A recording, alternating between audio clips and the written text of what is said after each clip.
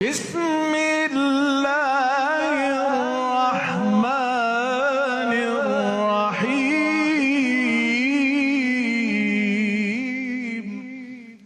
بسم اللہ الرحمن الرحیم۔ السلام علیکم ورحمۃ اللہ وبرکاتہ۔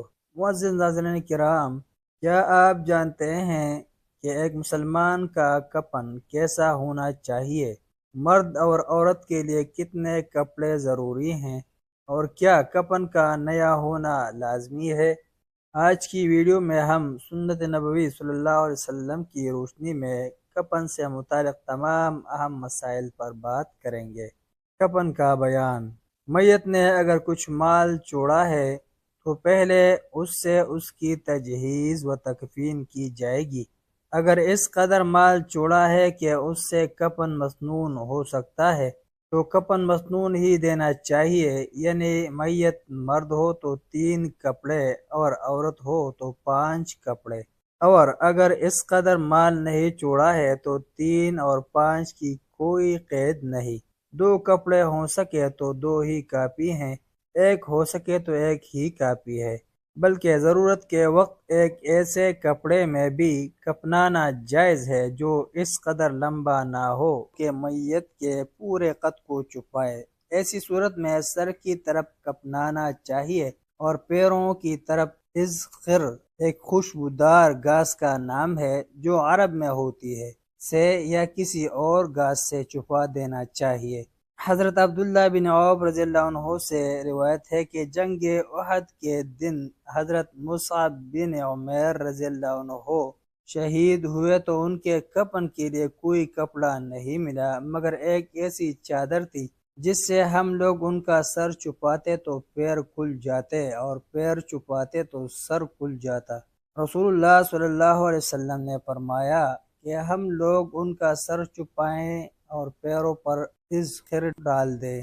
حضرت حمزہ رضی اللہ عنہ بھی اسی طرح ایک ناکافی کپڑے میں کفنائے گئے تھے کہ سر کی طرف کفن تھا اور پیر اذخر گھاس سے چھپا دیے گئے تھے۔ کفن کا کپڑا۔ حضرت ابن عباس رضی اللہ عنہما سے روایت ہے کہ رسول اللہ صلی اللہ علیہ وسلم نے فرمایا، سفید کپڑے پہنو کیونکہ وہ تمہارے بہترین کپڑوں میں سے ہے اور ان میں اپنے مردوں کو کفناؤ۔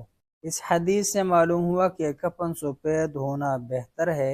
حضرت جابر رضی اللہ عنہ سے روایت ہے کہ رسول اللہ صلی اللہ علیہ وسلم نے فرمایا، جب کوئی اپنے بھائی کو کفن دے تو اچھا کفن دے۔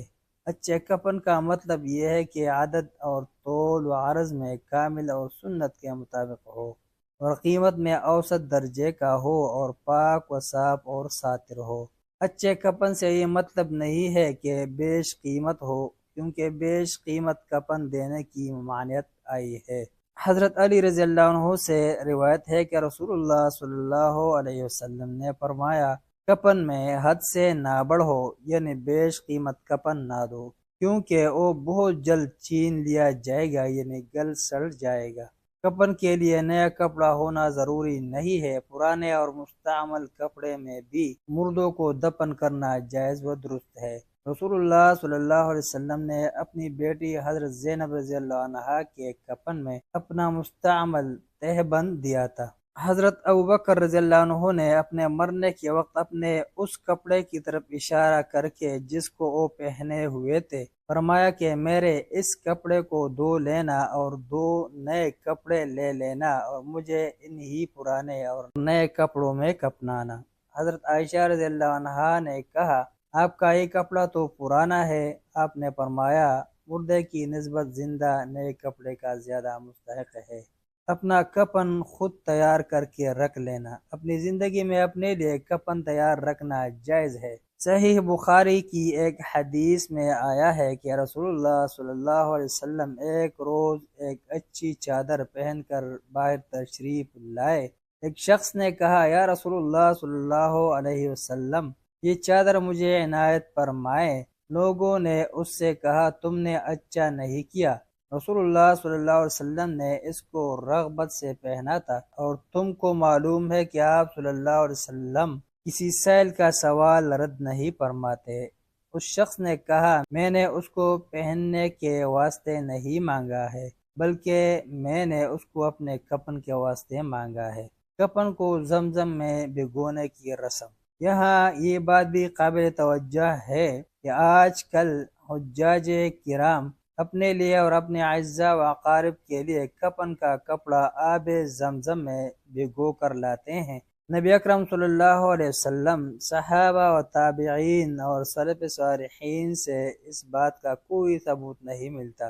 آب زمزم فی نفسہ ہی بڑا بابرکت ہے، لیکن اگر مرنے والے کے عمل ہی درست نہ ہو تو پھر آب زمزم تو کیا؟ عبداللہ بن ابی بن سلول کو تو نبی اکرم صلی اللہ علیہ وسلم کی مبارک قمیص اور نماز جنازہ سے بھی فائدہ نہیں ہوا تھا، اور پھر اس جیسیوں کی نماز جنازہ سے آپ صلی اللہ علیہ وسلم کو منع ہی کر دیا گیا تھا۔ اس واقعے میں بڑی عبرتیں اور لمحات فکریہ ہے۔ ملتے ہیں کہ نئی ویڈیو کے ساتھ۔ جزاکم اللہ خیرہ۔ السلام علیکم ورحمۃ اللہ وبرکاتہ۔